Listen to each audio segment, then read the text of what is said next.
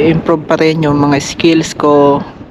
Kasi meron talaga akong limit 2 to 3 years. Kapag hindi ako nag-improve sa isang lugar, ay hahanap talaga ako ng solusyon para mag-improve pa yung sarili ko. So ganun yung personality ko talaga, mga kabayan.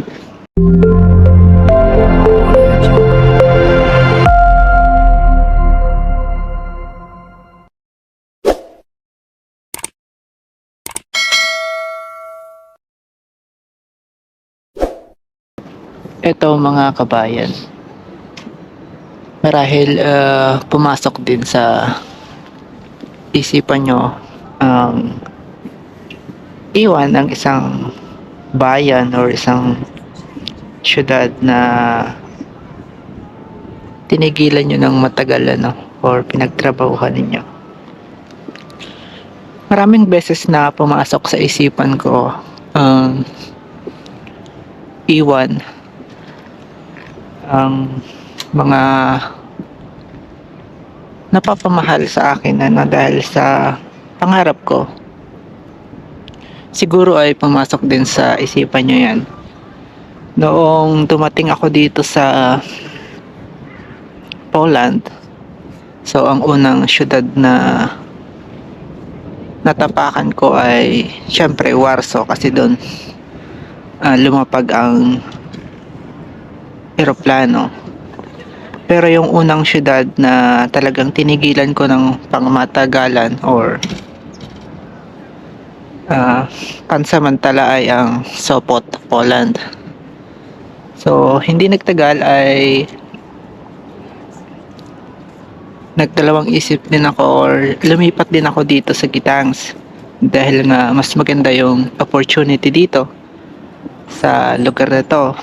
So dahilan na rin ng mga kasamahan, kasi ang mahirap, mga kabayan, kapag OFW ka, pagdami ng mga Pilipino ay pagdami din ng drama, so nagpapagalingan, nagpapakupalan. So sa madaling salita, kung ikaw ay may opportunity or may kakayahan na gawin pa yung mga bagay na kaya mo pang i-improve, syempre magagawa mo pa yon, kasi sa dahilan na positive minded ka or positive thinking. So isa pa, kung may pinag-aralan ka regarding dito sa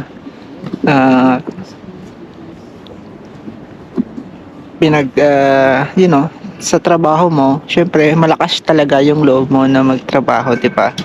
Or mag-move. So malakas yung loob ko kasi alam ko sa sarili ko na makakahanap pa ako.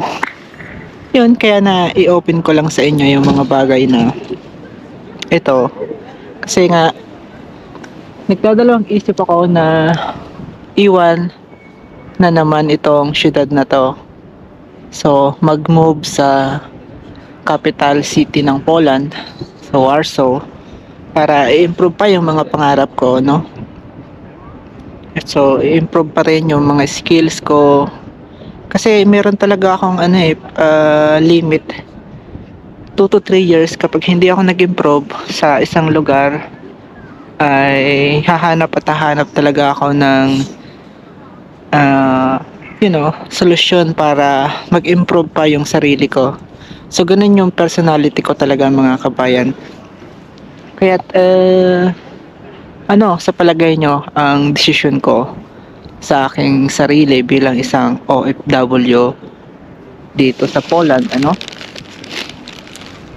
So medyo nakakalungkot isipin.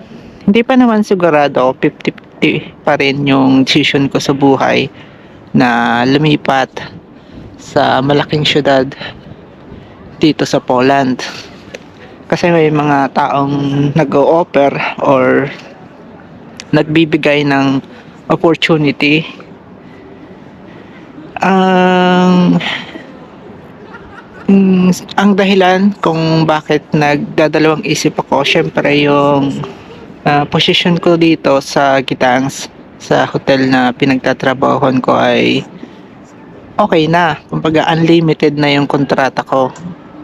Kumbaga yung sarili ko na lang yung tatanungin ko, yung katawan ko na lang din yung tatanungin kung talagang kakayanin ko yung mga bagay at pagsubok na haharapin ko araw-araw or taon-taon. Kasi alam nyo naman, di ba, yung trabaho sa hotel, mabigat, under pressure, lagi. So, kailangan mong i-handle yung under pressure. Hindi naman palaging low season. Lalo na yung mga guest dito ay Scandinavian, Slavic, at marami pang iba. So yun, i-update ko kayo sa mga susunod na mangyayari.